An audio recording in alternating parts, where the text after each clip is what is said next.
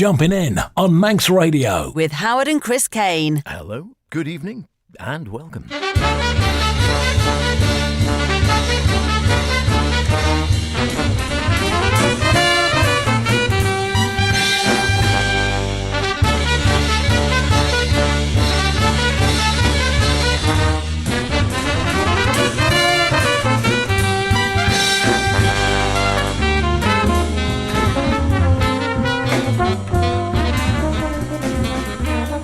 And it is that time again on a Friday night now, of course.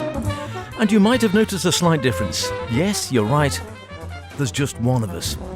Unfortunately, he's gone down with what is commonly called around here, the lurgy. I'll say no more than that. Get well soon, bro. We'll be back, and hopefully back, because we're talking to the great Steve Tibbetts next week. So, without further ado, yes, we will try and stay with a little bit of tradition, so we'll have a bit of, a safe journey as best we can. We'll be alive in Montreal. We will be thinking about the planet with the latest from Jaspar and staying with tradition, as I say, starting with a big band, and there's so many around. Let's join Fred Hirsch, the WDR, and Havana.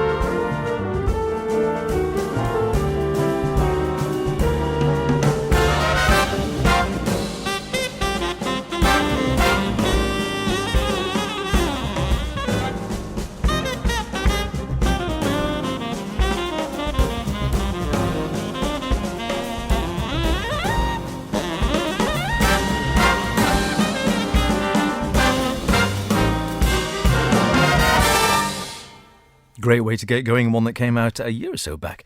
I think that one we have featured on the programme. Probably, God knows when, way back at some stage or other. If it's good music, you'll have found it here featured on Jumpin In at some stage or other on the modern contemporary front. Begin Again, the album's called. Fred Hirsch and the WDR Big Band, one of the best, surely, on the planet. Music arranged and conducted by Vince Mendoza, that one called Havana. Wonderful stuff indeed. Fred Hirsch, and Fred Hirsch at the piano, of course. A Steinway piano at that, we are told in the liner notes. And terrific sounds from that one. I can't remember when I got that. I seem to recall buying that after hearing it somewhere on the radio, and I hadn't heard it as often as I ought. So I'll this weekend make a point of listening to all the rest of that in detail, if I can. It's going to be rainy on Saturday, isn't it? A good day to stay in and put some more jazz on, I think. Recorded and mixed at the WDR studios in Cologne on January the 28th through to February the 4th. So not that long in the scale of things, 2019. Yeah, sadly, on my own in the studio today, so no sandwiches, extra tea or chocolate biscuits, or much banter, other than me burbling on. So I'll try not to burble and just get lots of great music on. Here's one I was trying to squeeze in last week, but as per, we always try to get in more tunes than we have time. And despite our best efforts to make Jumpin' In 2 hours, Alex, you listening by any chance? Just wondering. We haven't managed to succeed in that little battle yet. 1 hour, however, we'll just have to squeeze more in, so yeah, I won't burble that much more. So this is a new one coming up. We've gone from a year or two back to one you might have to wait a little bit for.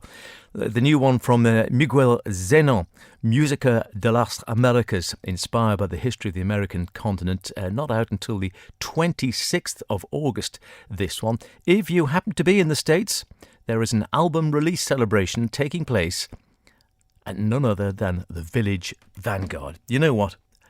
If you can get there, go.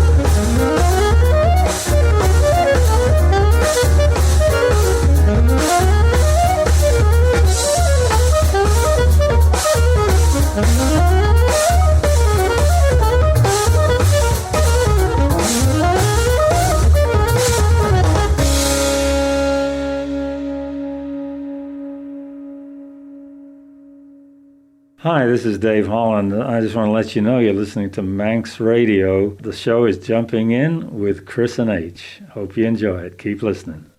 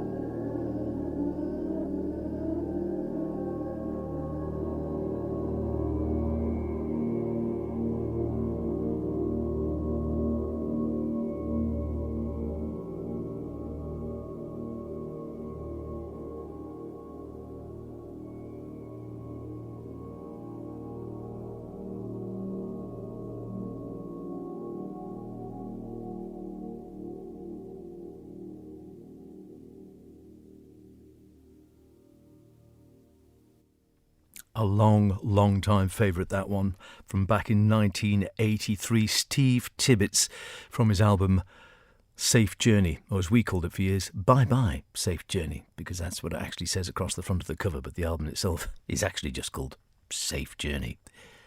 Saves on ink, I suppose, doesn't it? Steve himself on guitars, kalimba and tapes, as is often the case, with his long-time associate Mark Anderson, conga, steel drum and percussion. Also 3 more, which are relatively unusual for Steve on some of his collaborations, quite often just duos with Mark Anderson. Bob Hughes on bass there, Tim Wienhold on vase, Steve Cochran on tablet. Don't think he actually featured on that particular track, but give them all a check in any case.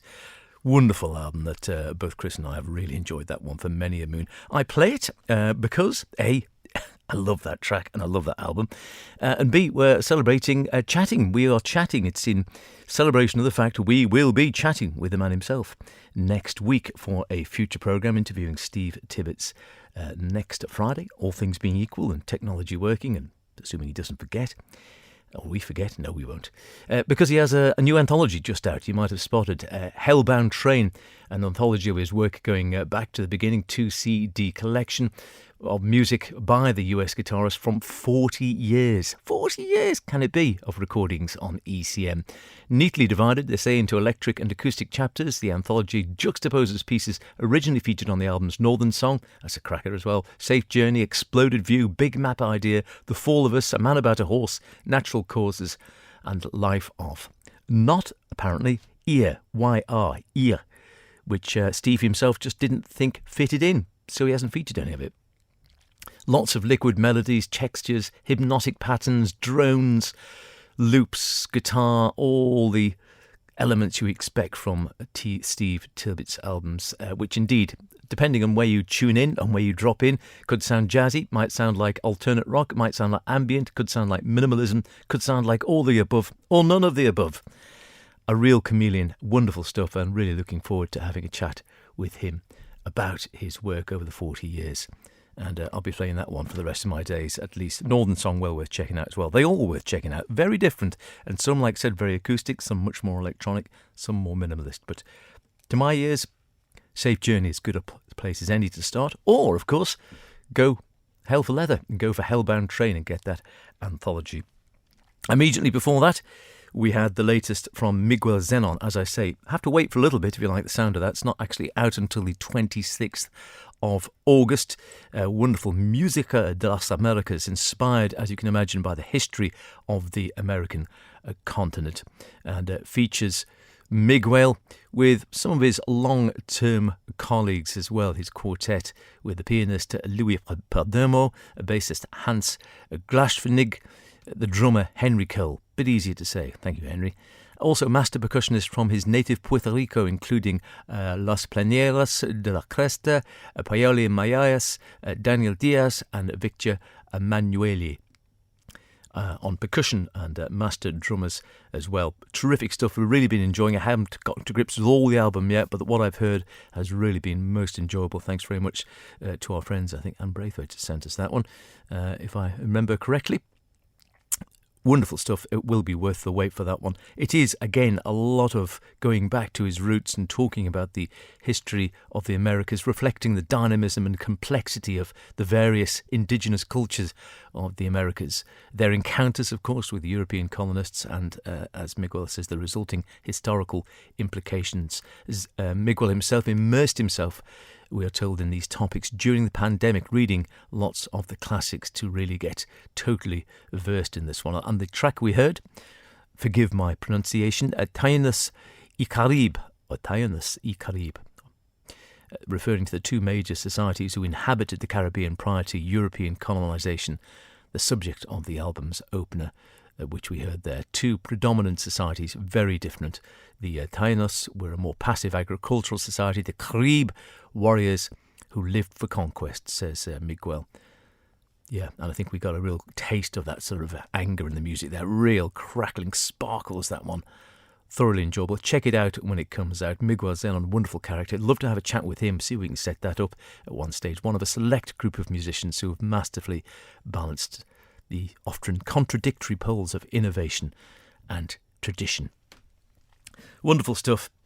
I don't know whether this man balanced the two, but but he did some terrific music. Just found this in the bag. Oscar. I'm not quite too sure why, but if you get some Oscar, play it.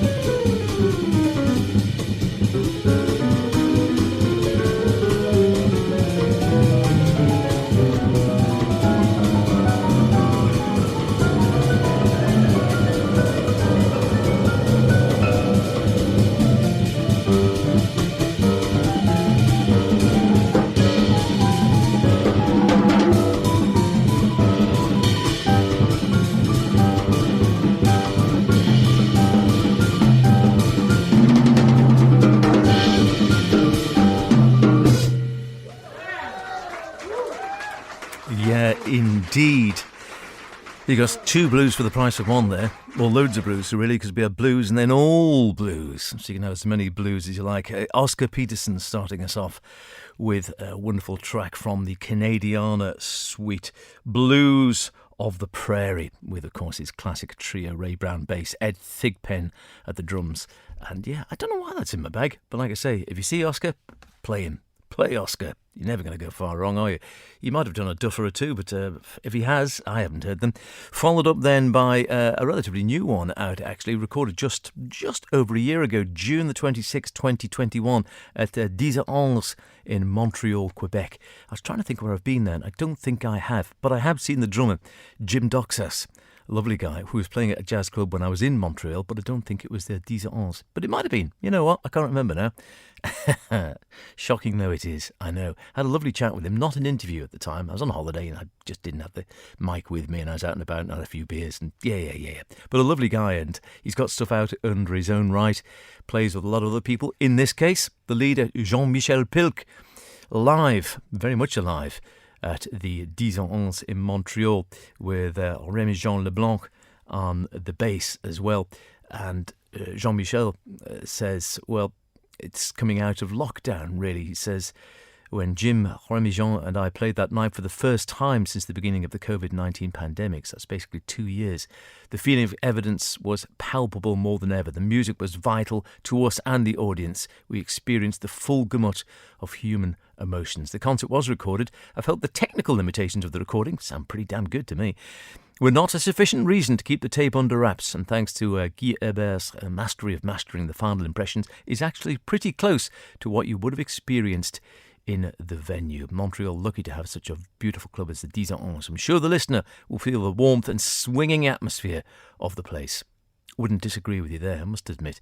He says, for some time now, all my concerts have just been totally improvised. I have no set list, I don't prepare anything, I just let the music lead the way. I come on stage as a newborn, ready for a new life, a new journey, and a new experience every time. My bandmates are part of that experience. Nerve-wracking? No, not a bit of it. I don't think. Wonderful stuff there from Jean-Michel Pilk. The album simply called, as I say, Jean-Michel Pilk Alive. And that is out now. He was based, of course, for a while in Paris. And I think we did do an interview with him back in the day when he used to come across and play in London for a fair amount before he decided to cross the pond and settle in Canada, as he has been in the States for quite some time now. I think he was in the States first, if memory serves correct, New York, and then's gone on to Canada. I think I'm right in saying that.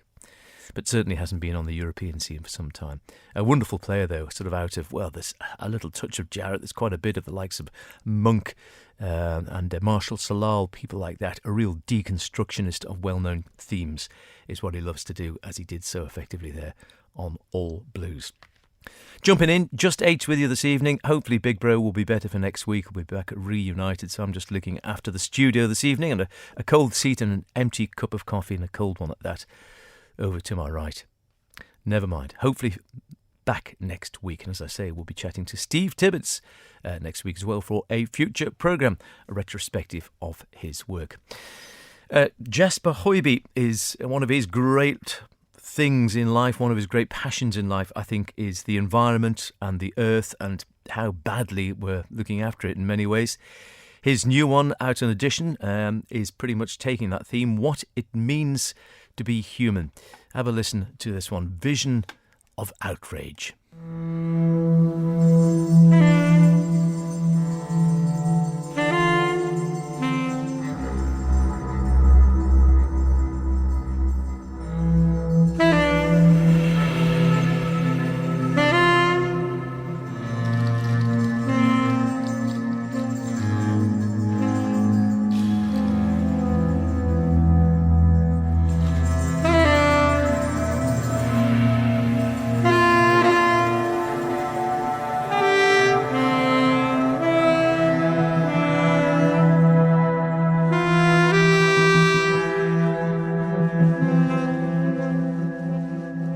That we have to begin to have a conversation that incorporates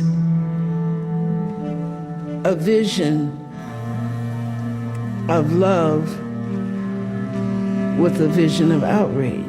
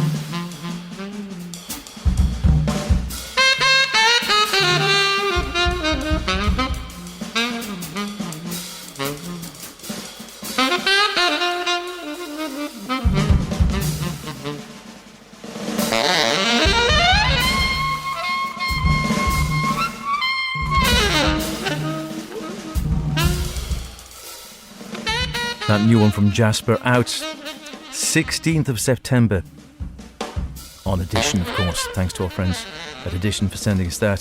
What It Means to Be Human, the second in a series of 4 albums from Jaspar's Planet B project, with Josh Arkelio on sax, plays with Jeff Williams as well, of course. Mark Michel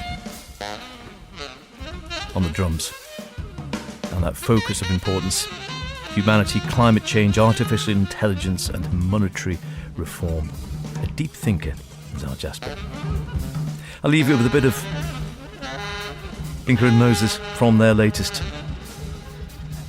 Accelerometer Overdose. Hopefully Big Bro's back next week. Look after yourselves.